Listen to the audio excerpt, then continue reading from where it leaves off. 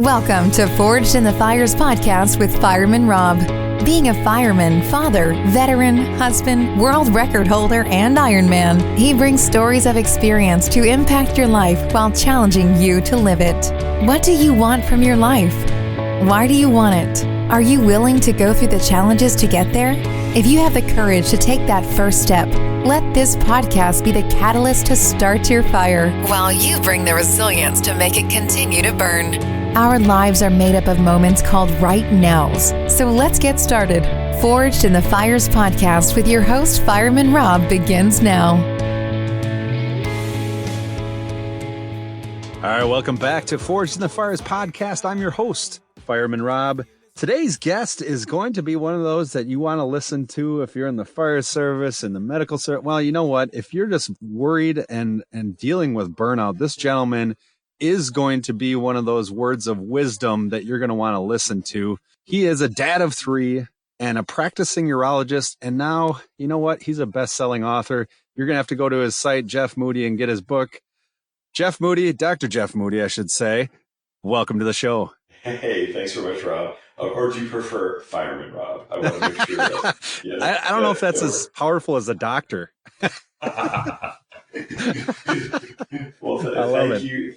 Thanks for the introduction. I really appreciate it. I'm thrilled to be here. And also, I think you're the first firefighter that I've talked about burnout, which I feel like is a little bit of an oxymoron or a little bit of a conundrum, because we're talking about, like physical and mental stuff. You deal with like the real, fire and the real burn like all day, every day, which I think is amazing. But I can see how people would get burned out from that. I mean, it's emotionally, physically, mentally super taxing. I totally understand where that could really cause some burnout for firefighters. Oh, definitely. And it's, you talk great about it in your book about the different types, the frustration, the resentment, and you feel like you have no control over your workload.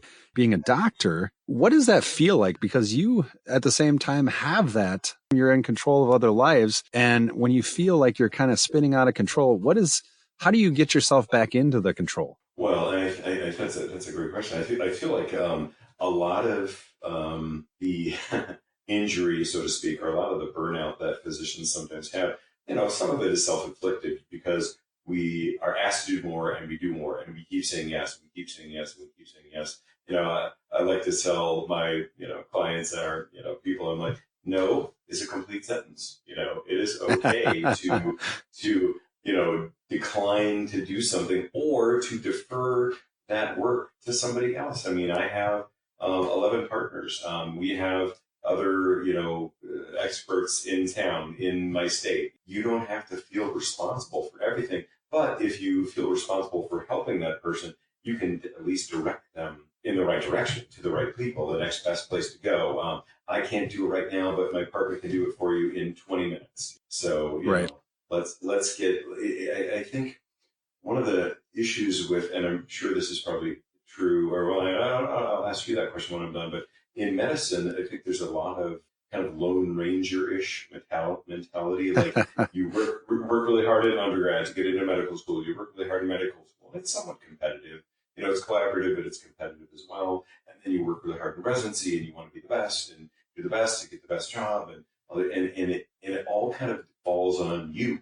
And so then once you get out into the real world, there's kind of no end to the amount of work that you can do and the things you can say yes to. And so that's where you have to really have a focus on kind of what's important and how to meter your time and your emotional, mental, physical responses to things. But in the fire service and firefighting, I would think that you are probably taught a much more team mentality because you're going into a burning building or into a dangerous situation. You got 10 guys going in. You want to make sure 10 guys are coming out. Right. It's similar though, because a lot of times, especially like in the medical field or in the fire service, you have that ability. Like it is on you. It is the skills that you have. You feel like you have to do everything to be the greatest member of that team. Uh-huh. I think you hit it on the head is that, honestly, the mindset of these professions in the medical field and the civil service field is that we go beyond those limits of just basics. And And that inevitably becomes detrimental to us. Right. Yeah. And I think, and obviously we're both in fields where there's a life and death on the line. There's some emergency situations. You're going into a field to help people.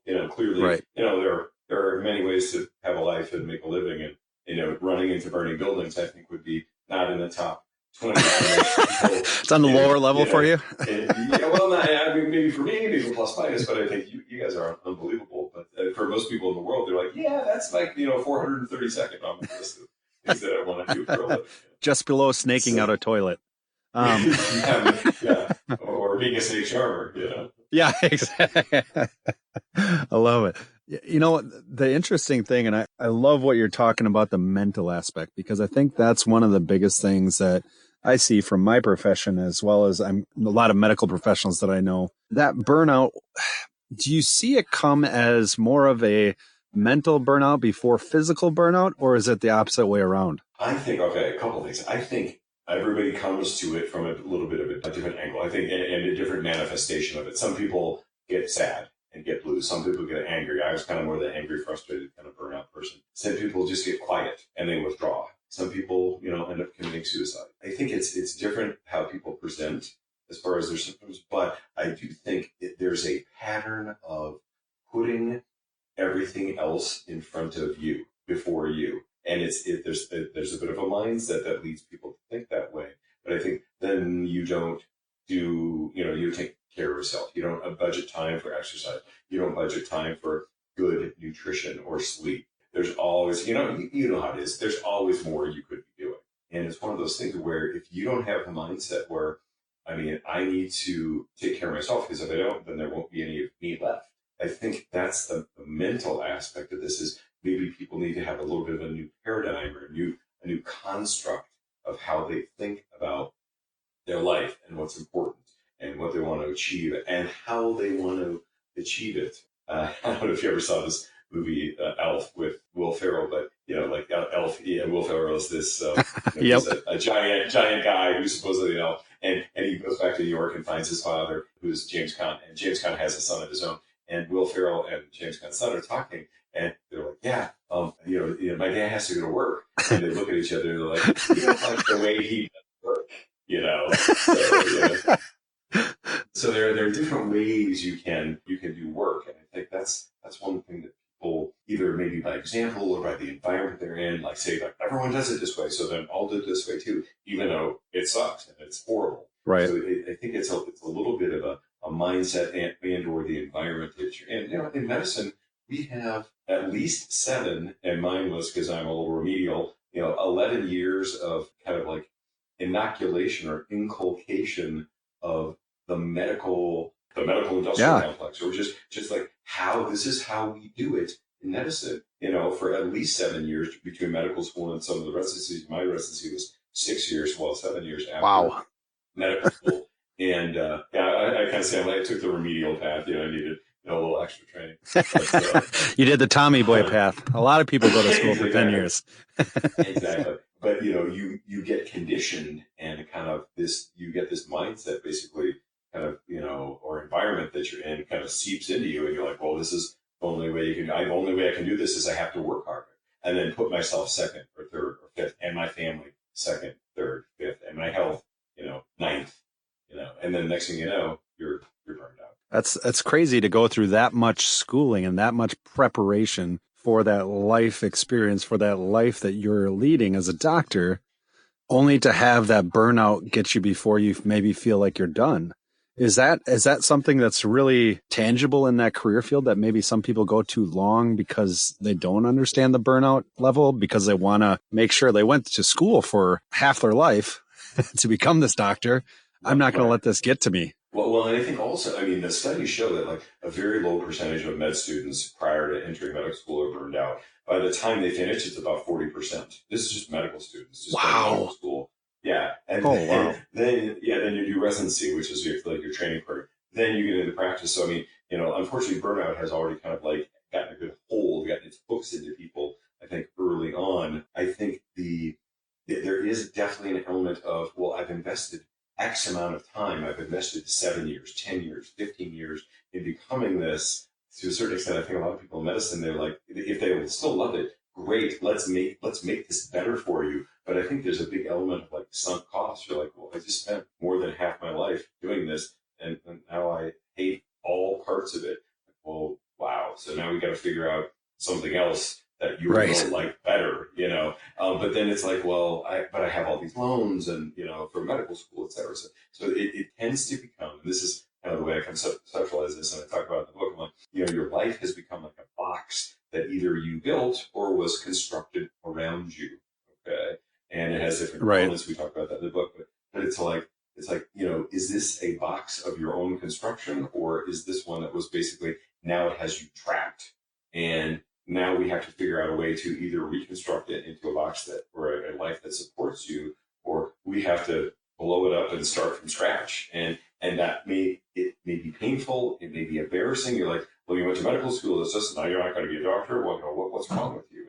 And I think there's a lot of societal pressure and personal, intrapersonal pressure to just continue. You're like, well, I did all this training, so now I have to do it. Everyone in my family is a doctor. Now I have to do this. If I quit, I'll be a failure, and I'll be a failure at everything for the rest of my life. People get trapped in, again, that's a mental construct that people get themselves trapped into. And so, I really, really, really try to encourage our clients. I'm like, if medicine is the thing for you, great. Let's make it better. Let's get you better, make it better. If at the end of the assessment and everything we do, medicine's not for you, I'm like, there are a million options for physicians to do non-clinical things in medicine still. You can work for a consulting firm. You can work for a pharmaceutical company. You can be an expert witness. You can work for, speaking companies. You can write books. You can be a medical author. You can go do charity work and volunteer in other countries. I mean, you can work multiple different ways, but I think people they get trapped. And then I think we get trapped, you get hopeless, and then you get depressed. And then that's where this downward spiral comes for people, where they're like, well, I don't have any other options. So. Right. And I like the way that you broke it down. I was reading one of your articles, actually, Burnout, It's Personal, in the Colorado Medical Society Journal. Oh, yeah. Yeah, I like how you really break it down, because honestly, if anybody's looking to get a book, they need to get this book. You need to go to jeffmoody.com. You're going to find out more. But when you're talking about burnout, assessing the burnout, because I think a lot of people in the medical field, as well as in my field, can't identify it, even if it was like in their hand. It's so hard to identify it, because personally they feel there's a little superhero complex. Oh yeah, definitely. And same thing with the difference between God and a doctor. Well, okay, tell me this one. God doesn't think he's a doctor, so. I hope that's on the cover of your book. It's exactly the same in medicine as in firefighting. People think they're a superhero. And I think it was great, because you have Clark Kent, who's in the phone booth. Just like you're saying, you have to have that one wall of the box that you identify as the major driver of the burnout. Superman can't come out if he can't find the door. Well, and he can't come out if there's kryptonite, everywhere. There you go. I think one of the issues with burnout is it's a very slow, insidious process where you kind of, every day you're like, oh, it's not that bad. Oh, it's not that bad. Oh, it's not that bad. Oh, I'll do this one more thing. Oh, I will not complain that even though I'm working twice as hard and doing twice as much, that I get paid less than, somebody else. But all those little acquiescences, or where people will just say, oh, it's not that bad. And then all of a sudden, like, you're having a bad day, like every day for a year. I'm like, okay, that's not just a bad day. That's a bad environment. You got to make some changes. And what you say in your book, as well as in this article, is that it's not just enough to identify it. The hardest part for most people is action. How do they get beyond that difficulty to act on that thing that they've identified? Well, and that's the biggest thing always for people. I'm like, the first step in the 12-step program is you have to realize you have a problem, and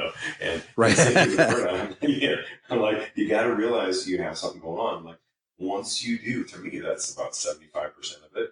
Then you're like, okay. So then I think it's a fork in the road for a lot of people. They can either kind of become a victim, or you can become a victor.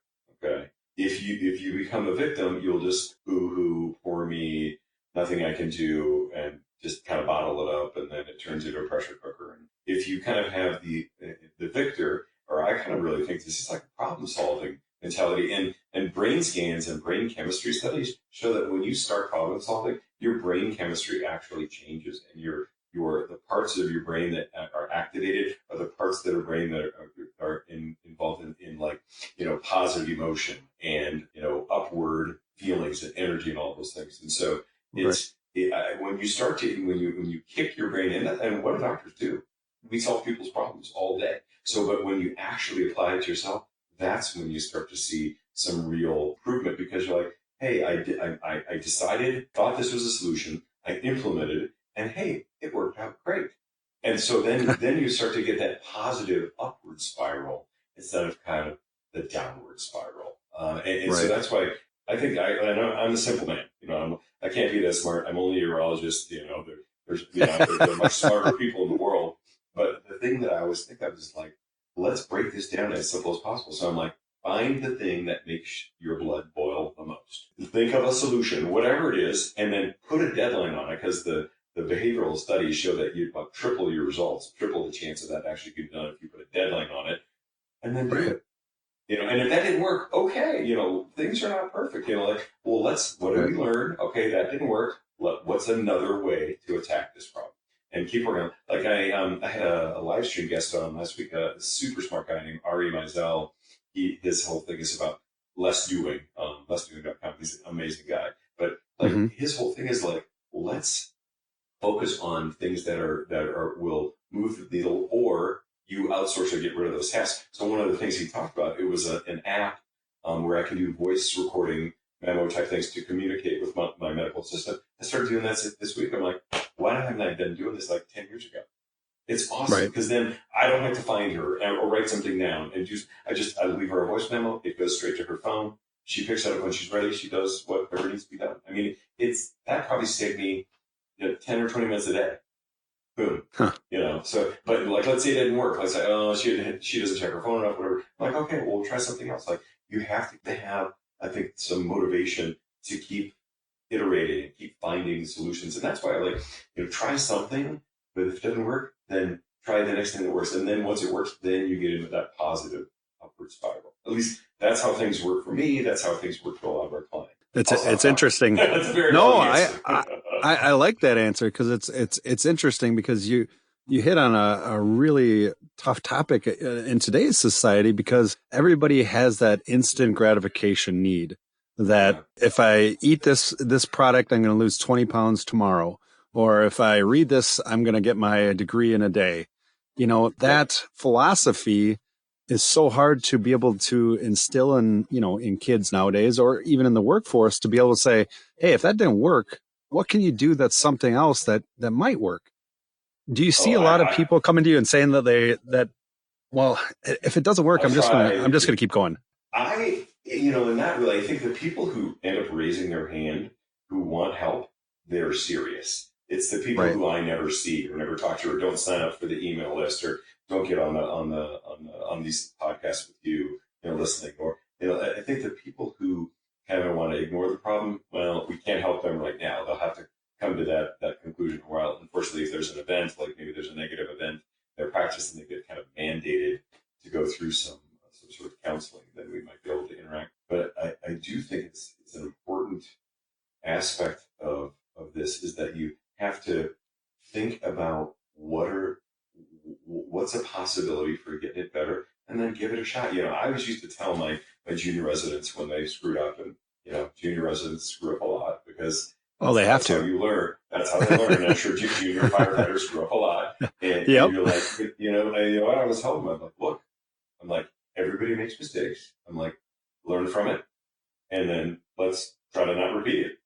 Right. I've written other articles about failure. And when I go and talk to a group of college students, and we do like a suturing class, and we teach them how to suture and tie surgical knots and stuff like that. And 3/4 of the talk that I give is about failure. So I'm like, what do I do all day? I fail all day, because I see a patient, and we tried something. We tried a medicine. We did something, and it didn't work. I'm like, okay, what did we learn from that? What are we going to do next? I mean, all day, every day. It's a cycle of failing and learning and succeeding. And that's just, that's life. And the other thing about that, even just burnout recovery, you're going to have good days. You're going to have bad days. You're going to have a day where like something really pushes your buttons. You're like, okay, what did you learn? What are you going to do differently?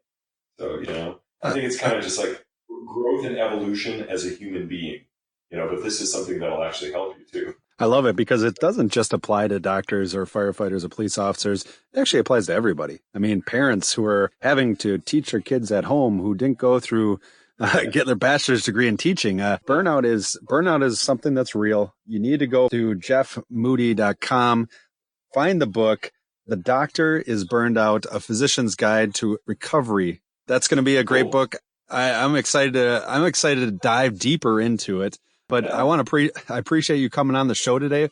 And I always end the show the same way. I have 3 questions for you and then a rapid round. So I hope you're ready. I'm ready. Okay. I'm on the edge of my seat. This is going to be interesting. All right. Here's the first one. What is one thing that you haven't done, but is outside of your comfort zone? Skydiving out of a plane. I've done like the thing in the wind tunnel. My son, and so unfortunately goes through some health things, and he really, really wants to do that. So I think when he's done, I'm going to do it, even though it really scares the crap out of me. So you know what you have to do is you have to take one of your books up there and get a great picture of it as you're jumping out the door, going, if you're burned out, you got to jump into something new. Yeah, that's right. That's right. I like it. All right, here's the second one. What's your favorite quote and why? Ooh, when I was writing the book, I used a lot of. They're called epigraphs, but a lot of quotes at the beginning of the chapter. So I used a lot of those quotes. But the one that I think of the most, Eleanor Roosevelt said, "No one can make you feel inferior without your consent." Oh, and I think about that a lot, in relationship to burnout, because I think people they acquiesce and they just keep getting more and more things dumped on them. And I'm like, you know what? You have a say in your own life. And you can refuse to do things that will make you more burned out, or construct better ways to do them, with those people who want you to do them. And that's the same thing. It's like, we talk in one of the chapters in the book, we talk a lot about agreements and kind of how your agreements that you've made either overtly or tacitly are things that have driven, the way your life has turned out. I'm like, let's make sure your agreements are overt and you agree to them still, and they bring you, and again, I'm a simple guy. Does it bring you joy? Does it bring you pain? So let's have a lot more agreements that bring you joy. That is perfect. Geez, that's one of the better answers I've had to that question. All right, here we go. Here's the last one. This is going to be interesting. I've had all over the board on this one. If you could pick three people to have coffee with at a firehouse table, they can be deceased, alive, imaginary. Who would it be and why? Okay, for sure, Einstein, just because I quote him a lot, and I think he had a lot of interesting things about like how to talk about paradigm shifts and mental. Like his famous quote that I used to think about him a lot is, "The level of thinking that created a problem cannot be the same level of thinking that you need to solve the problem." So I use that one too. Yeah, I love it. So Einstein, my brother, just because he passed away about 30 years ago, and maybe somebody like Da Vinci. Wow. Only because I would be fascinated to learn like how his mind worked. He was just clearly somebody who was, centuries ahead of his time. And one more person. Can I add one more person?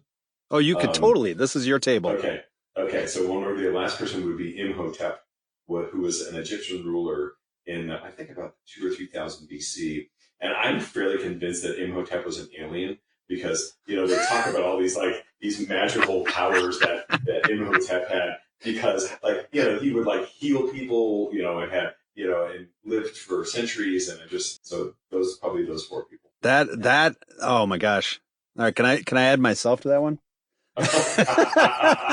Sure. I'll get you guys the coffee. Yeah, that'd be awesome. Oh, I love it. All right, here we go. We've made it to the rapid round. All I'm going to do is give you 2 things, and all you got to say is one of them. All right, here we go. Ready? Okay. Paper or plastic? Oh, definitely paper now, only from an infection control risk. Definitely plastic now, just because of an infection control risk. So. All right, there you go. Soup or salad? Oh, definitely salad. How about McDonald's or Taco Bell? Ooh, I'd rather be hungry. Yeah, that makes sense. That makes sense. Like we haven't eaten at a McDonald's or Taco Bell in probably 15 years. We're pretty clean with the food at the Moody household. I can't imagine why. Camping or a hotel? Ooh, for me, it all depends on the location. There are certain places where we love to camp, and I'm not big on comfort, but the same thing, like hotels. Some hotels are an amazing location. I would probably have to say camping. All right. Fly or drive? What do you think? If efficiency is the order of the day, fly. You can't tell you're a doctor. if relationship building and spending quality time is the order of the day, then drive, of course. And I love to drive. Actually, I think truck driver would have been my other occupation if I didn't. Are you serious? I love driving. A truck driving urologist. Now that could be I don't know how that'd go over, but you could try it. I could put my operating room in the back, just go from town to town, doing surgery. Oh, it'd be fantastic. We could make a whole show of that. Yeah, awesome. Yeah. All right. What about wake up early or sleep in late? Oh, yeah. I'm up. Like for me, 6 is late. 6 a.m. I'm Holy up, cow! Yesterday I was up at like 4 o'clock. This morning I was up at 5:30. I wrote the vast majority of my book between like 4:30 and 6:30 in the morning. Wow. Because I just surgery kind of like beats that into you because like typically the surgery starts at 6, at 7:30 in the morning. You're up early around it and seeing patients beforehand. So when I was a resident, I routinely get up at like 3:30 or 4 to then get in the hospital, see all the patients, and be ready to talk to the senior patients, and then go to the operating room. So early morning. Not me. Yes. Not me. I like sleep in late if I can. All right. Here's the one. Partly sunny or partly cloudy in the Moody household. Oh yeah. This year has been unbelievable. 2 of my kids have COVID. My son is going through chemo for lymphoma right now. Oh my. He's doing very well. He's almost done. My daughter is getting over a broken foot. But other than that, Mrs. Lincoln, how was the play? 2020 has kind of been a year for us to learn a lot from, and maybe not repeat. But I would say, in spite of all that, I'd say it's partly sunny because, one of the things that I regret in my life is that I spent not enough time, or I spent too much time on work and not enough time with family earlier. And now all of my kids are home, and they just graduated from college. And so this is, I hate that they're home because of these other things, but I love that we get to spend time with them. That's a fully sunny day right there. All right. What about fire or water? You got to be careful with this one. Oh, water. Okay, there you go. All right. Given the host, I was going with But also, we live in Colorado. It's a drought here. Oh my gosh, yes. We love the ocean. All right, this is a whole psychological exam, so this is going to really tell me a lot about you. What is use a porta potty or continue to run or drive to the next physical bathroom? Oh, absolutely, porta potty. Yeah, no, I got no worries. See, that tells me a lot about you. I like you more. Yeah, I'm just like, hey, I got an immune system. I mean, I gotta go. I'm not picky. I love it. All right, last question. Go big or go home? Oh, go big. Dr. Jeff Moody, thank you so much for coming on. You need to go to jeffmoody.com and get your book today. Find out how you can get him as a speaker, because everybody right now is dealing with some sort of burnout, whether you're in our medical field or in a home trying to teach your kids. Definitely. Thank you so much for joining me today. My pleasure. It is an absolute pleasure. And thanks for the opportunity. I really appreciate it. Definitely. Thanks for joining us today. We'll talk to you next time. Thanks for listening and supporting the Forged in the Fires podcast with Fireman Rob. Remember, don't forget to like and subscribe to this podcast, and please share this episode with a friend or family. To find out more about Fireman Rob or reach out about a question, go to www.firemanrob.com. Until next time, live your life forged in the fires.